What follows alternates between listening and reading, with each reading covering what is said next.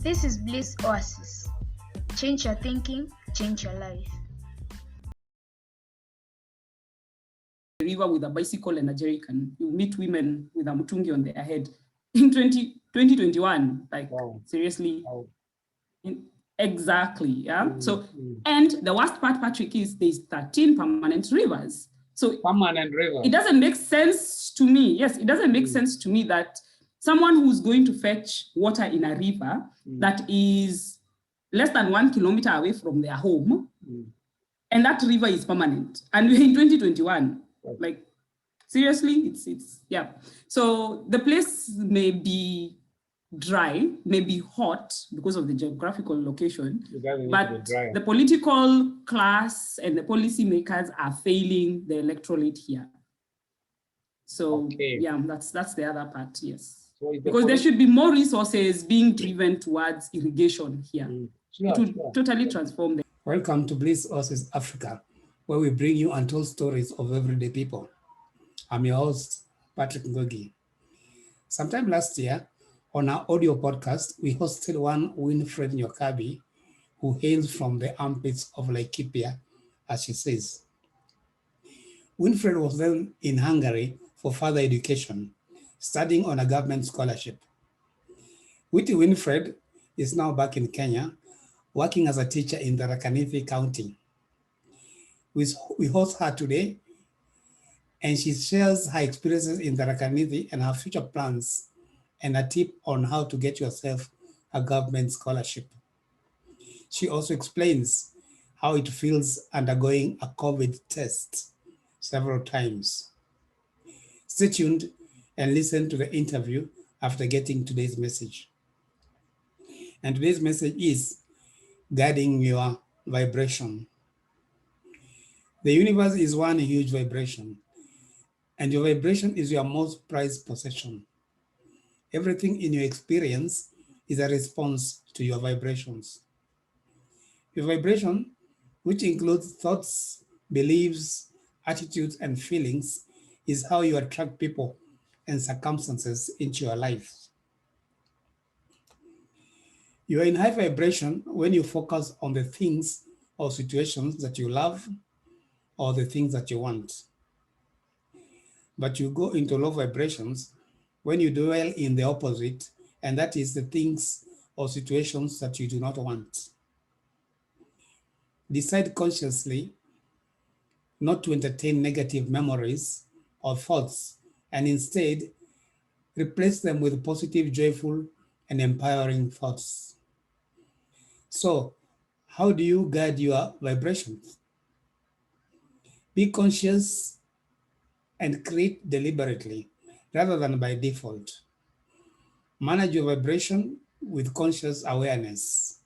Be a deliberate creator. Think good thoughts. Focus on positive aspects in anyone and everything. Focus on what you do want, but not what you don't want. Focus on what feels good, not what feels bad. Focus on abundance, but not scarcity.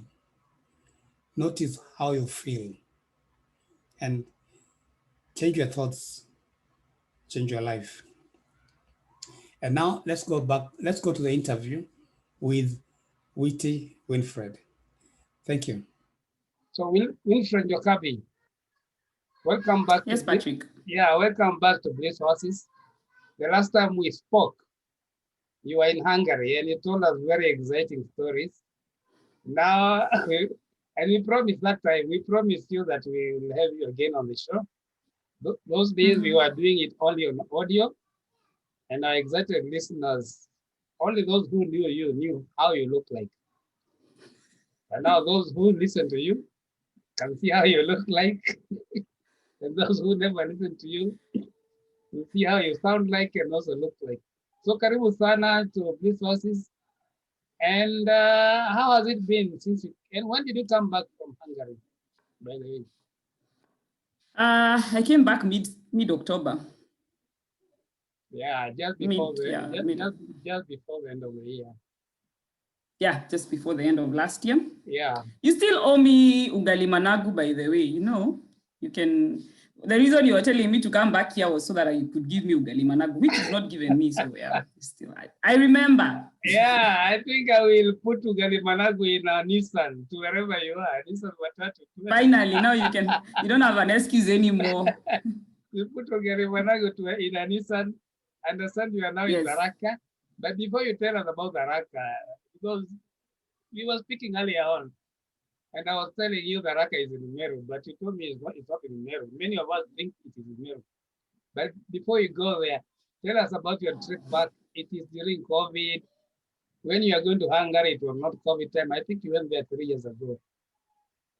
Or so. There was no COVID. Then things changed. So how was your flight back to Kenya amid these COVID restrictions and so on?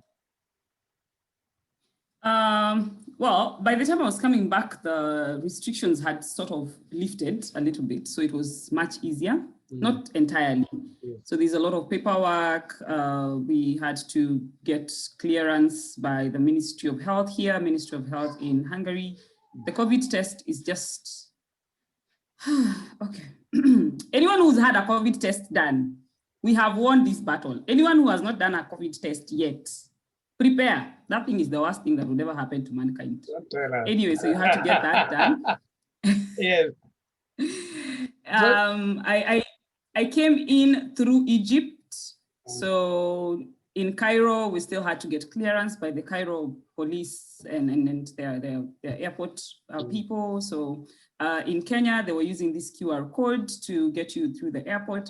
They are actually doing a really good job. The Kenyan airport is doing JKI is doing a very, very good job in screening of people. So it was uneventful. It was nice. My flight back was okay. I had to do 14 days mandatory quarantine, which was interesting because I came here without COVID, finished my 14 days without COVID. Then some friends came to visit over and I got COVID. Don't tell us. You got COVID in Kenya. I got COVID in Kenya. I came negative and I got it here. Wow. Yeah, it was okay. So anyone who's afraid of getting COVID, do not be too scared. Be careful, but do not be too scared. It's not an interesting thing to have, but you will pull through. So where were these friends from? Get it.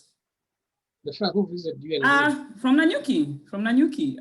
My home is in Nanyuki. I had mentioned that earlier. So yeah, one was from Nanyuki, the other one was from Meru. She came over to just say hi. And so I don't know between the two of them. The one in Nanyuki actually also tested positive. So I was almost 100% sure I would get it after he got it. So yeah. So how was it? How was your case like? How did you? It wasn't serious, or how? Can you tell us how it was?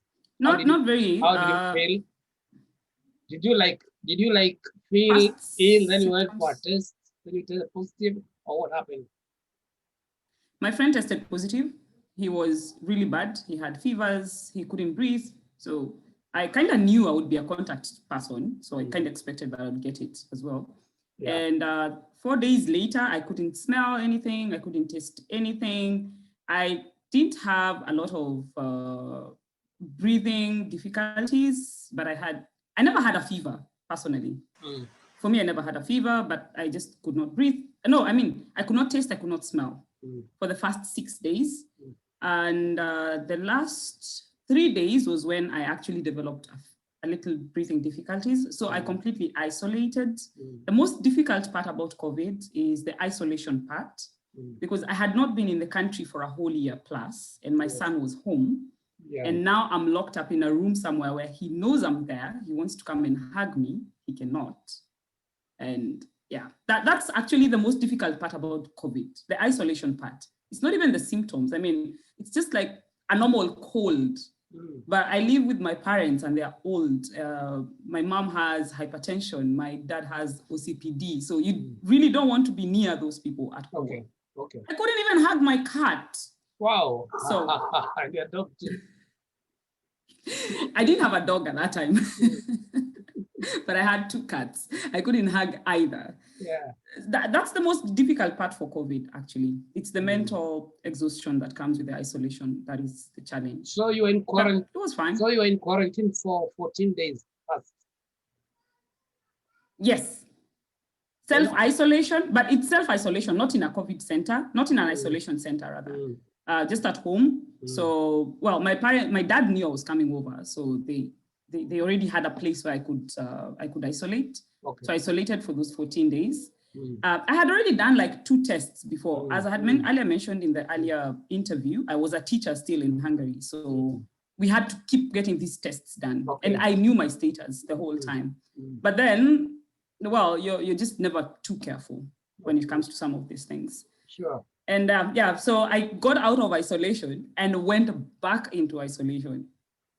So not a very nice way to welcome home.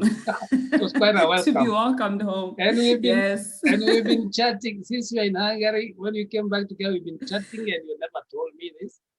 Or are you waiting for this interview? I didn't even know you're going to make me do a TV interview. Okay. I actually didn't tell a lot of people. Well, again, there's too much stigma around COVID, and people are getting freaked out. As we're recording this, there's a friend of mine right now whose son is unwell, and she described the symptoms early in the morning. Like, I woke up at 6 in the morning and saw her message. And I was like, your son just has COVID. He's fine. And she's like, no, he cannot have it. And she's panicked. I'm like, no, you don't. I don't want you to panic, because when you panic, then you cannot help the child. It's just COVID. Yes, I know it has killed people. I'm not trying to underplay the seriousness of COVID. Yeah. But the panic will kill more than the infection itself. Okay. That's my point, yes. Do you think that could be what is happening in Europe? Because there are so many deaths more than Africa. Or could it be just something totally different? It could be the aging population. They have a much older population than we do. Okay. And their older population is literally mainly gets to that old age through very, very good healthcare system. You know, here, Patrick, truth be told, I mean, in Africa, you are alive because you can survive. Because your body is strong enough to survive. And you survive so much. And you survive so much. So we are literally alive. You get to 90 years old because your body is strong enough to get you to 90 years old. That is not the case in Europe. In Europe, you could be getting to 90 years old because the healthcare system is working. So when stuff like, and actually, to be honest, COVID has killed less people in Europe than flu has. Wow. So, I mean, well, let me not talk too much. I'm a conspiracy theorist. Yeah. What flu are you talking about? Because even COVID is still coming from a flu. It's a family, yes. It's in the family of the influenza viruses. But you know, with the other one, there is a vaccine for it. With COVID, we now have a vaccine for it, which is a good thing.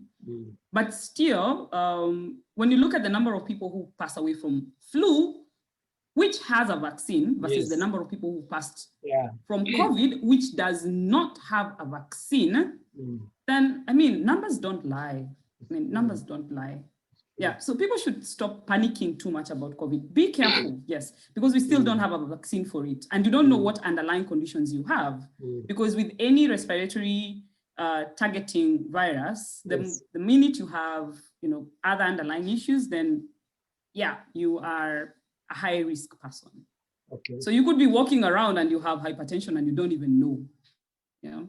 So just be careful, sanitize, wear your mask, wash your hands, and social distance. So far, a very small fraction of Kenyans have undergone the test. You have, and you're telling us it's something bad. Can you slightly describe 4 times. 4 times. No. Every time I try to think about having a COVID test, I start my nose blocks immediately. Well, they stick this swab up your nose, like way up. You can feel it here, like you just poke this thing. It's really fast when you go to someone who knows what they're doing. So they're really fast and very nice. The very first time I had it, it was done by a really old lady in Hungary. Definitely speaks zero English at all. So, you know, sign language. I had learned how to survive with sign language.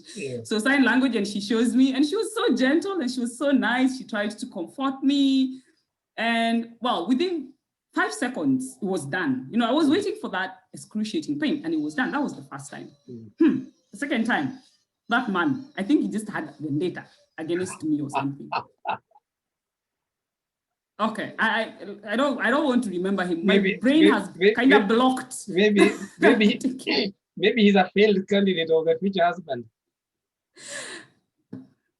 Could be. Yeah, probably. Yeah, probably. So is it painful at all? Or just discomfort? It's uncomfortable. It's just uncomfortable. It's not painful. It's just uncomfortable. Having things stuck up your nose is not interesting. It never will be. So for new listeners, for people who never listened to you before, they don't know what you did in Hungary, what you went there to do, and what you finished and you came back. So exactly what you did, what did you go to study? And then now that you are back, what are you doing? So I went to Hungary through the Ministry of Education, Kenya government scholarship, and the Hungarian government scholarship program. It's called Stipendium Hungaricum. It just closed up. I was doing my master's in environmental science with a bias towards limnology. So I had described that in the previous interview. Limnology basically is studying inland waters and lakes. I have a passion for waters. Patrick had mentioned earlier, I come from Laikipia. It's a dry place. And I'm in Tharaka County, another dry place. Yeah, so I'm passionate about water conservation and environmental issues. So that's what I went to study there. Now I'm back in the armpits of Tharaka. I don't know what is it about me and going to hard far off places or something. Yeah, probably. Let's see how this goes. Yeah, and as fate would have it, I somehow went back to school again. And I'm currently doing another master's in international development, long distance, studying with the University of Birmingham, again through another scholarship of the Commonwealth. So those listeners who are here who would want to further their education, there is opportunities for you to further your education without paying for it. There is a lot of scholarships when you come from Africa. Yeah, it's a good thing, by the way. So yeah, be proud of being African, be proud of coming from a third world country. You get to rise. We'll talk about that scholarship opportunities for listeners. But for now, tell us, what are you doing in Tharaka County? And why is and why do you say Tharaka County is not in Meru? Tharaka County is not in Meru. Patrick, you're sounding racist. You know, right now you sound I told you. No, I'm asking. Okay, I'm asking on behalf of myself and some of our listeners who think the whole of Meru is Tharaka County, Chat, whatever, what do you call it? Maua, Can Meru, I describe how you sound? You sound like when I'm walking the streets of Rome, someone comes and greets me and they're like, oh, hi, are you from Africa? I'm like, yes, I'm from Kenya. Oh, I have a friend in Angola. That's how you sound right now. Like, wow. Can you educate us? Okay, Tharaka County is actually a county on its own. Right. And Meru is a county by its own. That means they're totally different regions who actually speak different languages. Are you serious? Yes, there is Kitharaka and there is Kimeru. It's it's a different dialect, not a language per se, it's a dialect. Okay. Yeah, just the same way we have Kikuyu for Muranga, I think, and Kikuyu for Nyeri and Kiambu, something like that. And so more or less the same thing. Nyandaro, Kirinyaga. Yeah, Kirinyaga, yes, like that. Actually, it's more like that. It's more like Kikuyu for Nyeri and Kirinyaga. So it's like so you can kind of understand each other. It's like saying Kirinyaga is in Kiambu. When you say Tharaka, that's how you sound. Oh. Yeah, now when you say that Tharaka is in Meru. So I apologize to all Tharakans. We now know. Thank you. On their behalf, I accept your apology. Okay, so what are you doing in Tharaka? You know, now when I got COVID and I went to isolate, one day I sneaked the cat in and I hugged her. Now I think my guardian angel got pissed off. So she decided to send me over to this place. So that's how I found myself in Tharaka. Because normally you would have been sent where? To Laikipia, where you come from, or how would it have been? Yeah, probably. Well, I work for the government of Kenya, which decides when you're getting employed, you sign a place that says you're willing to work anywhere in this country. So there's that part. They can send you where they want to send you. Yeah. And so I found myself here. And yeah, so I'm teaching here still. Went back to my old job and also working other places online and going to school. Yeah, just and then starting lots of other humanitarian stuff going around. So there's a lot on my hands at the moment. Yeah. Humanitarian activity, a project, like what, for example?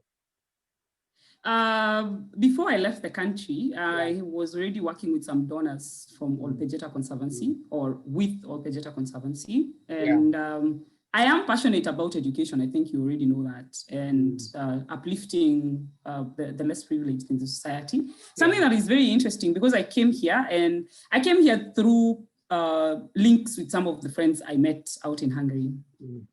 And well, I think they kind of saw a talent in me that I hadn't seen. Dear listener, please check who your friends are. I always have this hashtag inner circle, because you need people around you who can see that which you cannot see in yourself. Oh yeah.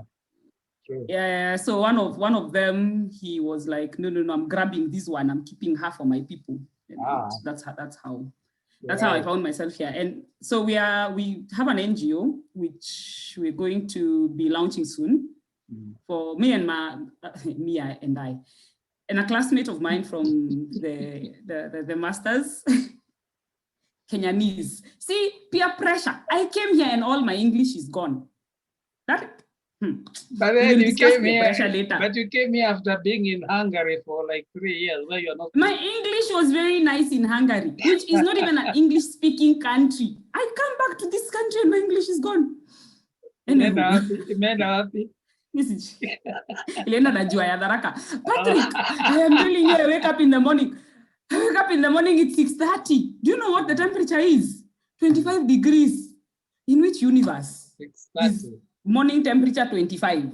25. Saa tano iko aje ama saa sita? Saa tano iko 33. Wow. By the time inafika saa 8 hapo tunaongea mambo ya 35. Tunachezea hapo. And guess what? We're still making students go to school in a tie. What is wrong with us? Anyway, we will discuss that later. Wow, it's so crazy.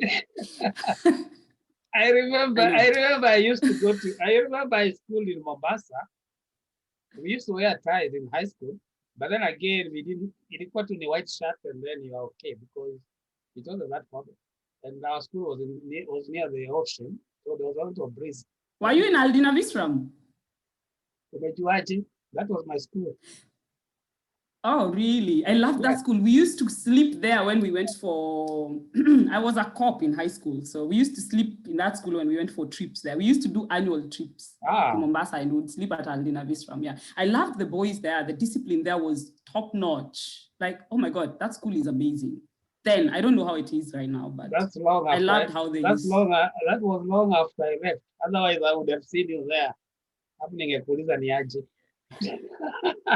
We could be discussing something different about future husband right now. Seriously, I left in late 70s, so it's quite some time ago. So probably my mother was not married yet, so. Now, tell me, just before you came back, there was a few opportunities for you to stay on in Hungary, maybe get a job, but you decided to come back. First of all, tell us about those opportunities. And then, was it better for you to come back because you decided that you should come back rather than stay on? Yeah, I did have quite some opportunities. I had 2 jobs by the time I was coming back. So I did not come back because I didn't have a job. You had 2 opportunities, or you were already working on 2 jobs? I was already working at 2 jobs by the time I was coming back. But there's something about being home. There's something about being amongst your people, number 1. Number 2, where I want to head up in my career life, I will not achieve that if I stay in a foreign land just working there. And as I have mentioned earlier, I want to go into this, all this humanitarian stuff. So we are having this NGO that will help. We're going to mainly, surprisingly, we're going to start in Elwak, which is in Northeastern. So we are already having a project starting there where we're doing some water projects and some constructions of school computer laboratories, me and computers and ICT and kids. Yeah, so we're going to be doing that. So we're having that already starting. And then we're going to bring the same here in Tharaka. There's a very interesting problem here in Tharaka that you have a lot of school-going children who are not in school. Wow. And it seems it's fine. Like, I'm the one who has a problem with it. Wow. I know. I had someone in my neighborhood at some point who had a 10-year-old as a house girl, and she's fine with it. Like, no one saw a problem with it. At some point, I sat down and asked myself, am I the one who has a problem, or okay, what happened to me? Did I become too muzungu when I left? Because everybody is okay with it. And every time I would see her, I would just see my son. So yeah, we do have a responsibility to our communities. And Patrick, you know me, I'm not driven by money. So for me, money is not everything. I'm okay just getting enough to pay my bills if there is an impact that I'm making. So that's the reason why I actually came back home. And why, so why is that? They don't see like it's a big problem when they have children at home.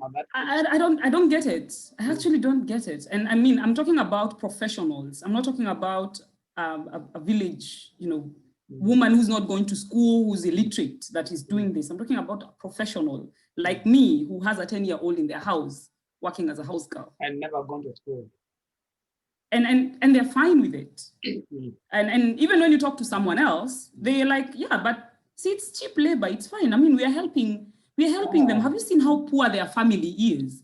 No, that's not the solution. It's the 21st century. That cannot be the solution. There's just too many options out there to help a poor family. How about the administration or the ministry on the ground? Well, I'm only 2 months old here, so I've still not managed to get in touch with the relevant authorities. I'm hoping to get it done in March. I came and went to a very big school. It's too much work. So I was used to the Kwashiorkor ones, so now I'm suddenly in a center of excellence, and I'm thinking to myself, nowhere in my life I had thought I would be in such, anyway. It's a secondary school, it's a high school, it's a secondary school. Yes, it's a high schole. It's a boys' school, actually. So I do get to work with the teenage boys. Okay.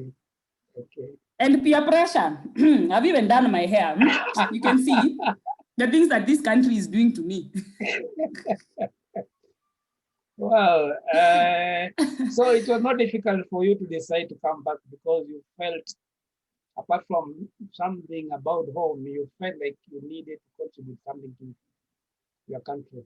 It was difficult because the money was good. I will not lie. The money out there was good. Like, it was really, really good. So it was difficult. And every time I would talk to my spiritual director, and he would always be like, Winnie, we've prayed about this for 1 year, because it was like a 1-year decision before I could actually take I took a one-way ticket home. And he's like, we've prayed about this. We've offered masses about this. If honestly in your heart and in everything, you still want to come back home, just pay for that ticket and come back home. And I'm like, but the money is so good, like, I'm human. I don't care about money. But when you think I'm leaving all that. And because I also remember you also planning to bring your son to live with you or to visit. And I started all that, and I have an amazing support system in Hungary. Like, I seriously have an amazing support system in Hungary. And I had an apartment offered to me for free, and I could literally just, bring the child and live there with him. But then that would be selfish. It would just be me. Like, it would just be me and no one else. Like, how do you help? The only thing I would do is, Patrick, you'd call me, tell me this project going on. Can I send you something? And I'll send you 5,000. I mean, come on, there's more to life than that. Sure. There's way more to life. But it was a difficult decision. I will not lie that I woke up in the morning like this and Patrick, you walked with me through that journey. You're a life coach now. So you know my journey. So you know my journey. It was difficult. It was a difficult decision. Yeah, yeah. So but I'm happy that I'm here. I get to eat a lot of managu. Yeah. Well, not exactly. I have to get my mother to dry them because I live in the middle of nowhere. So my mother has to buy them in Nanyuki, dry them, and then send them over. So yeah, there's that part. Yes. The skills that I learned when I went to the Barianyakero land. And my managu, unajua lazima uchemshe sana ile nitakutumia because unajua zinapandwa kwa sewage. Haina shida. Wait, what? The Nairobi. Wacha tu zikae hizo. Asante. Thank you. Just send me money. Send my mother money. She will buy Nanyuki. You know the Nanyuki ones are very fresh. I remember this lady. I remember this lady who was planting vegetables for sewage. I mean, drainage sewage. And a lot of vegetables. And then somebody was passing. Akamuuliza na wewe hizo si kama sumu, si unaweza pata ugonjwa ukikula. And you know what she said? Hapana, sio zangu, ni za kupeleka sokoni. So you can imagine the stuff people eat. Anyway, that's another story. I know. It's sad. Actually, it's sad. We did in one of my courses, in one of my units, it was something called ecotoxicology. So we would study, you know, the amount of chemicals in spinach. So you can imagine this is spinach grown in Europe. Huh? So it has been, they have really cared for it. But I'm telling you, the toxins that you still find in that. So every time I start to eat greens here, yes. And I'm thinking to myself, what am I putting in my body? I'm like, anyway, you know what? I'm Black, I'm African.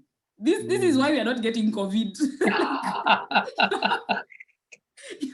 But it's here. You have the whole periodic table in your bloodstream. Then the COVID just comes in and it's like, okay, where did I come? And it just goes out. So you just cough one day and then it goes. So, and it must have been even here before we knew it was COVID. But then again, as you say, that's the point. We still have to be That's the point. We still have to be very careful.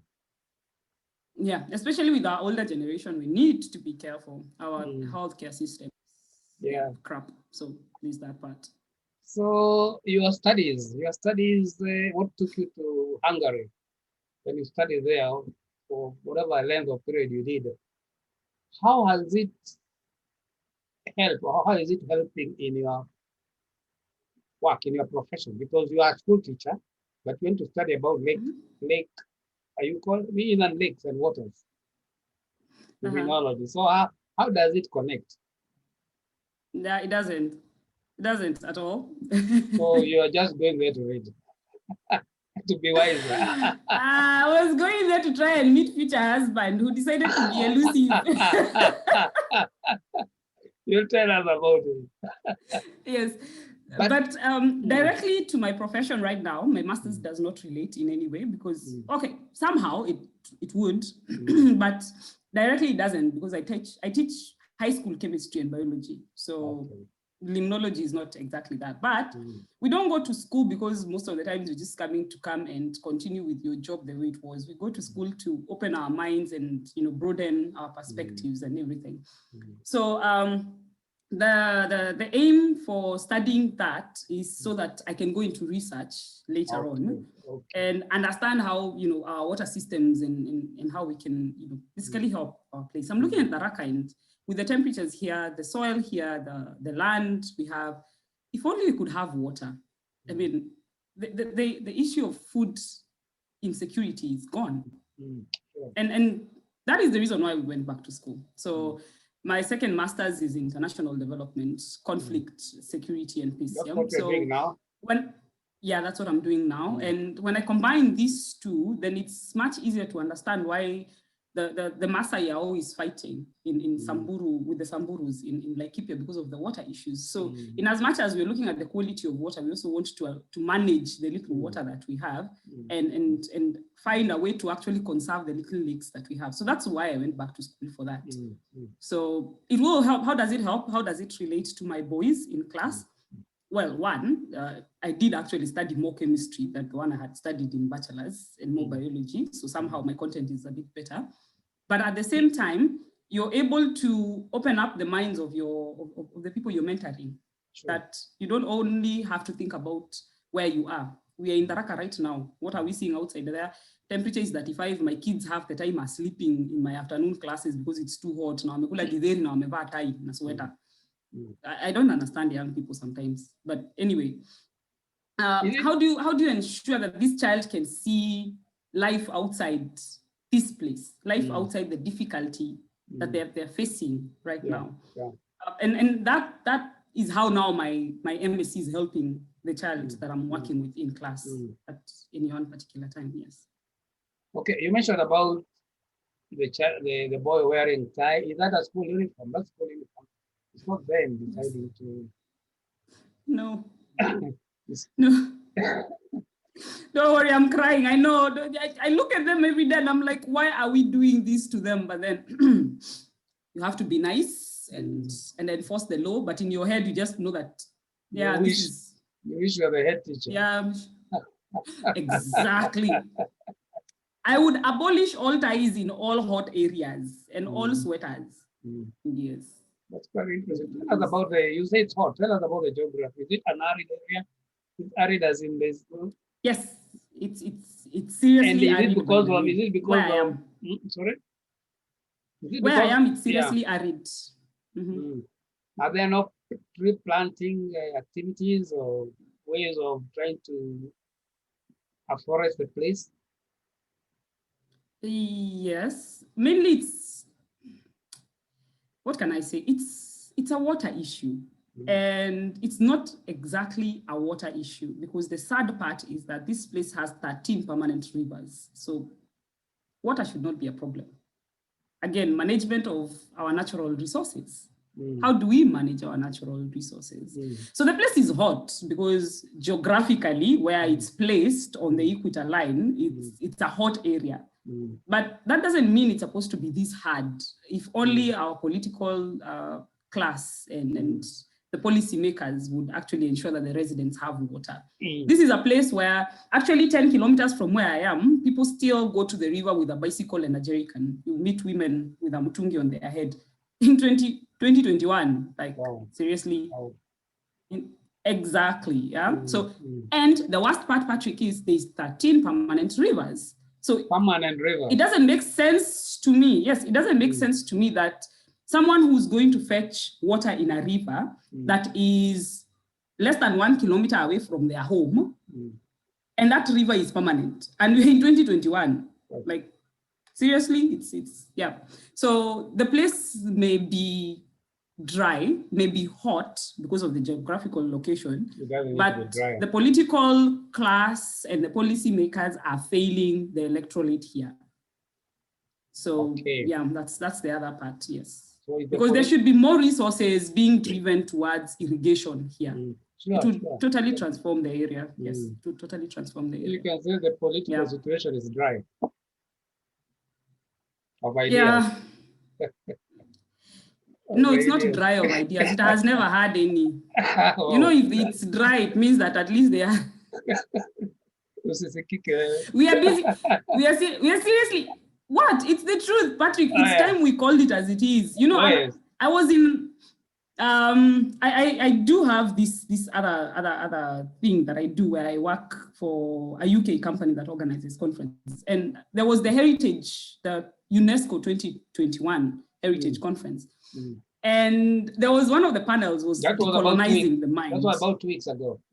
Yeah, 2 weeks ago. Yeah, 2 weeks ago. And one of the panels was decolonizing the mind, and it's time we actually said these hard things. Yes. Because it's time we spoke the truth. If something is not working, it's not working. Yesterday, Meghan just said how she was discriminated by royalty. So yeah, it's time we spoke the truth. If that's the only way we are going to move forward as a country, I don't understand why you're doing a tarmac road, which is fine. I mean, I do want a tarmac. I don't want to be on a motorbike and I'm just being bumped around. But at the same time, I'm thinking, what's the priority? To do a tarmac road or to give this person water that they can use to drink and milk their cow, and then in another 5 years, make them the proper tarmac road? Because you can just do a Maram road for half the price, then the rest of the money, put it in a dam and irrigate the place. And then the person doesn't have to come to you for handouts. But now you want to do the tarmac road, which is going to cost double the price, double the cost, because we all know where this money goes. Yes. And then you're just there so that I can come over to you for handouts, for, you know, CDF money for bursaries, and it doesn't make sense to me. I mean, our priorities are so wrong as a country. Okay, not as a country, let's say as counties, because there's some counties that are doing really well. Yes.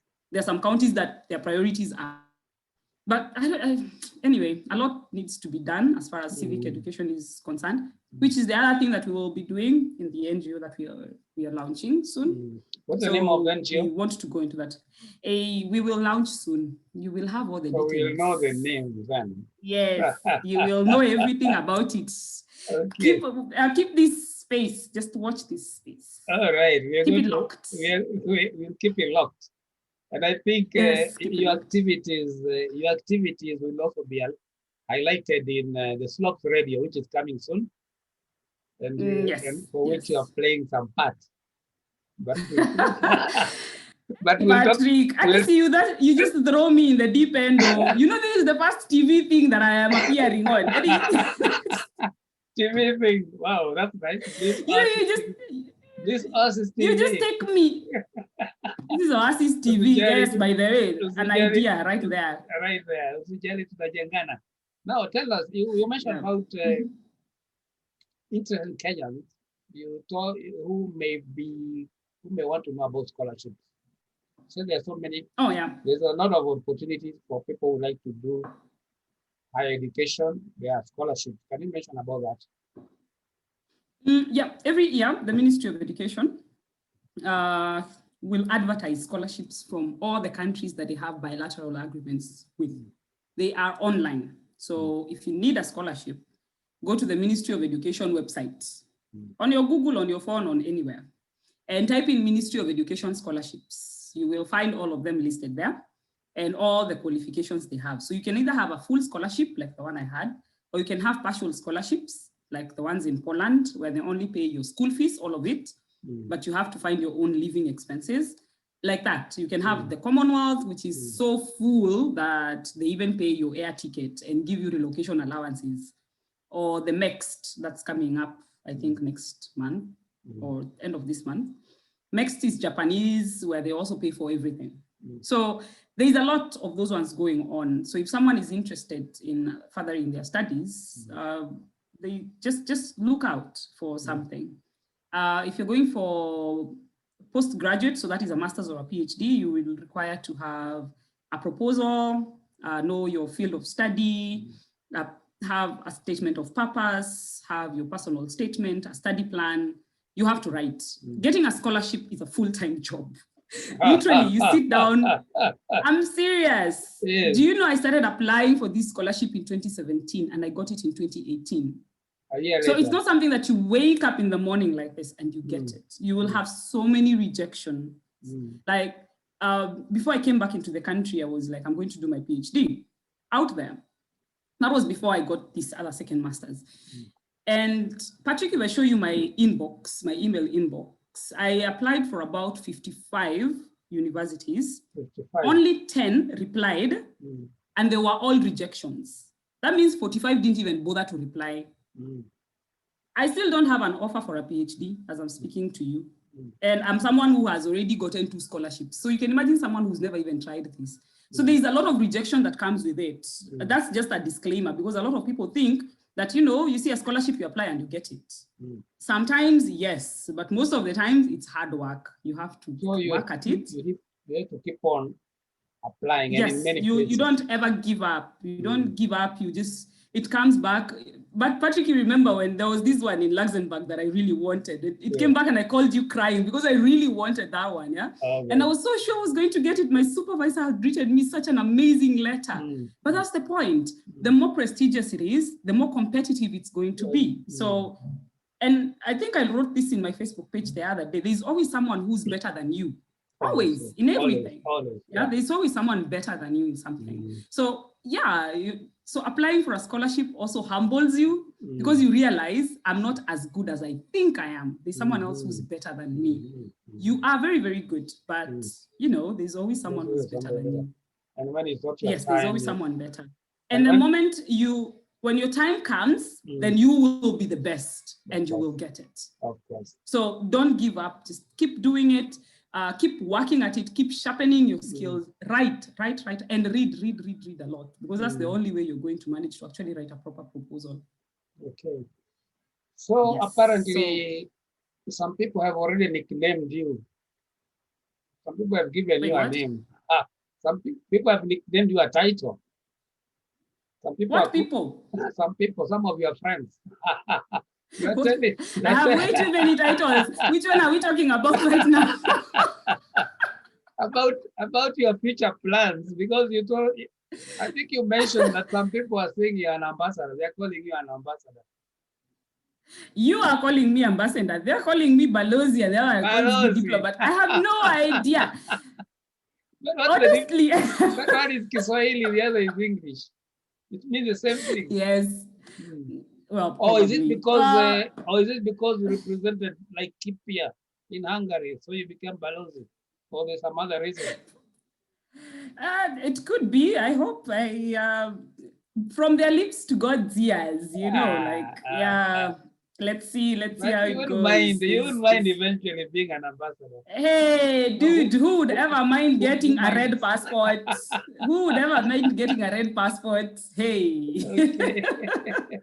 May that red passport locate me. Yeah. I will not even do makeup anymore now when I'm going to church. Yeah. No makeup. You know, guardian angel may be sent and then they can't locate you because you're in makeup. Yes, so that ambassador position is coming. Coming, eh?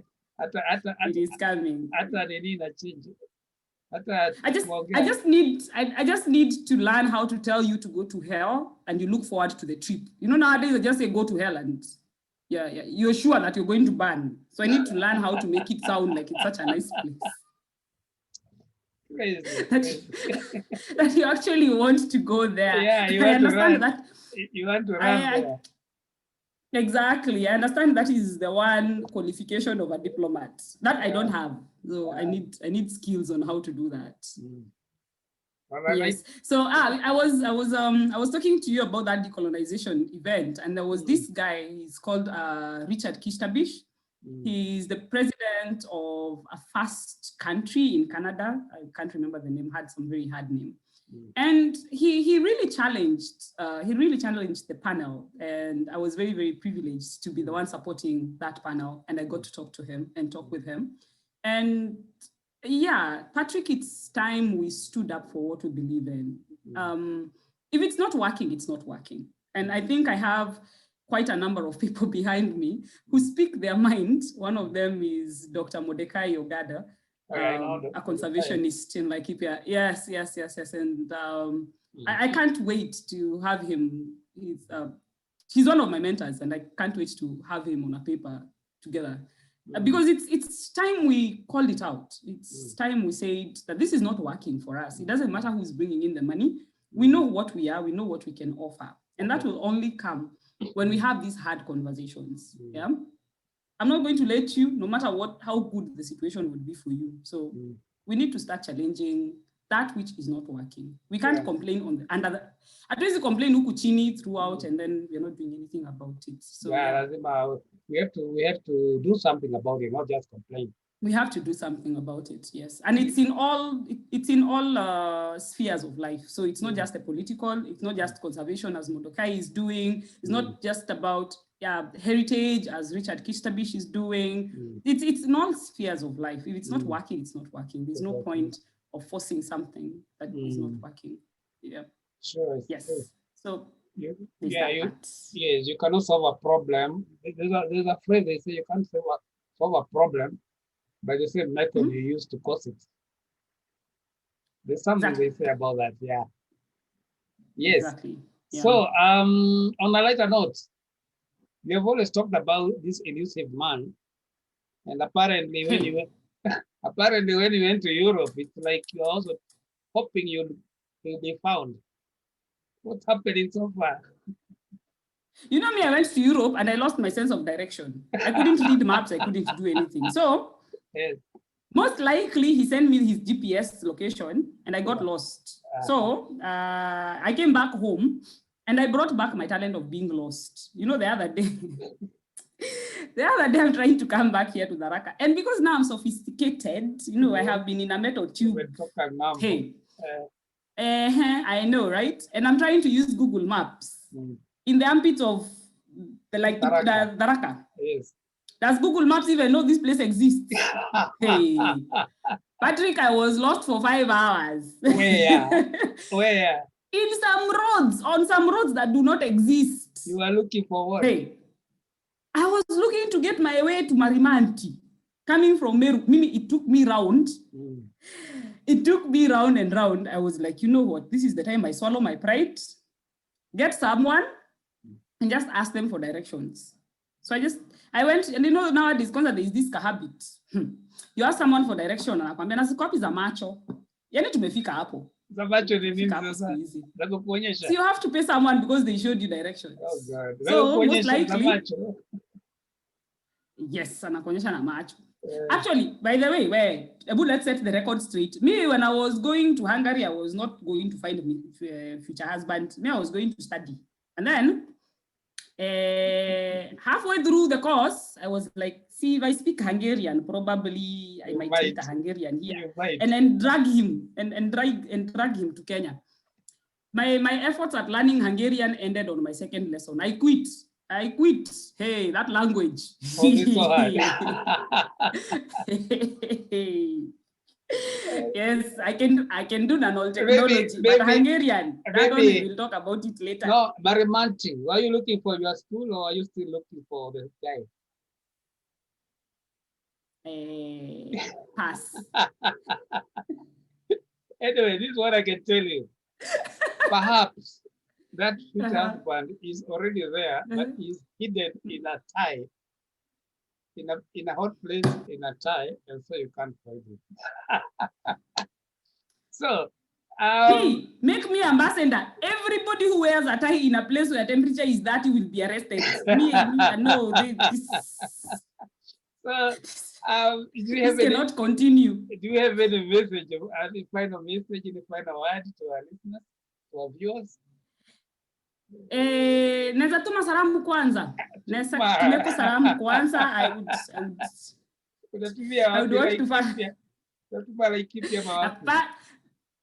Hapana, iko watu kama wanne hivi wenye sasa now that I'm on TV, you know now I'm a diva. Yes. So it would be criminal for me to not mention their names. Please do.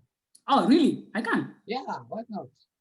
Ooh, wow. Okay. I have actually had a list. So I would start with the first one. Surprisingly, the first one is called Dr. Ruth Wangoi Kahiga Mogo. She's a lecturer at the University of Nairobi, PE department. She taught me in my diploma. You know, I started at diploma level. Now that I speak many English, people don't believe it.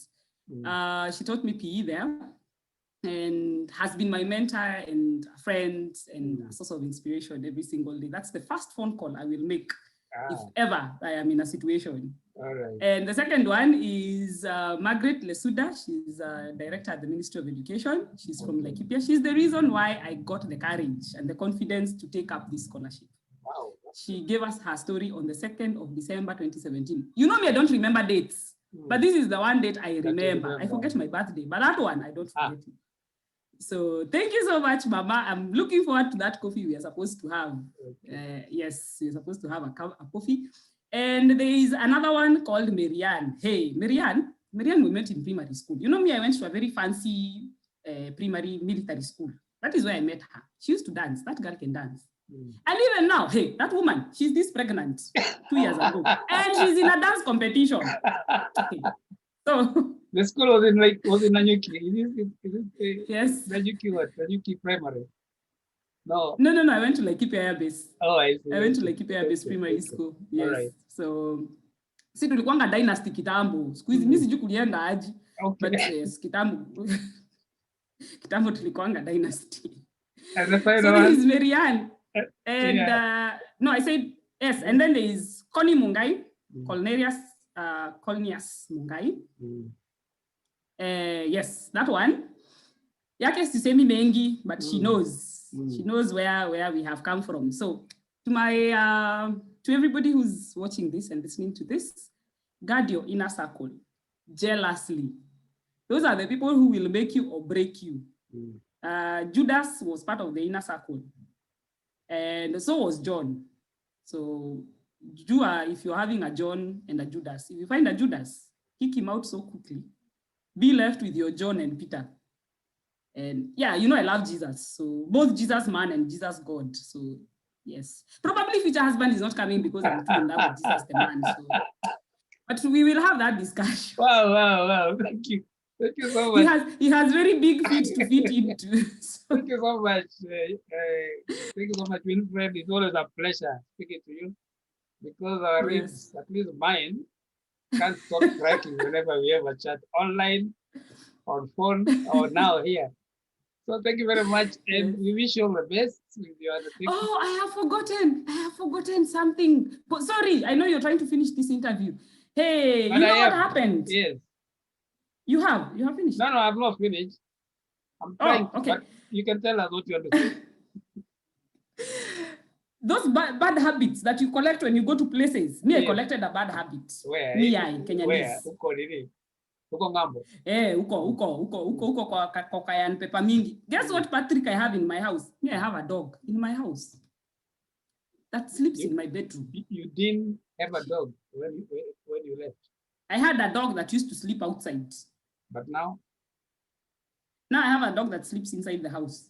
Like if I don't let her into the house, she looks at me like, woman, are you insane? Yes.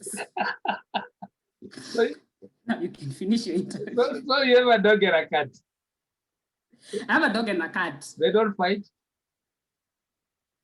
It depends on how do you define fighting? They don't fight, they play, but everybody else thinks they're fighting. So there's that cartoon where we have a dog and a cat fighting all the time. So yeah, of course they're always chasing each other. Yeah, these ones are always chasing each other, and the dog half the time trying to swallow the kitten. So yeah. Okay. So I am learning a lot of lessons from the two. Yeah. So asante sana kwa kutufurahisha, and no, it's great. It's great. It was great having you again, and thank you.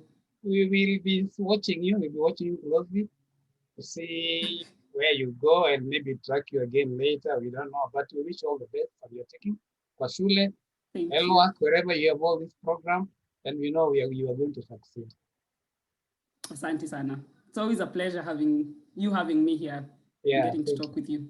Thank you. Okay. All the best and God bless. Amen. Thank you very much. Amen. Thank you for being with us until the end. BLISS OASIS Africa offers the following services: counseling and life coaching, mentorship in creative writing, publishing and consultancy, website development and digital marketing. Please visit us at our website www.blissoasis.co.ke for more information. You can also call or send us a WhatsApp message on 0722 563 544. Thank you.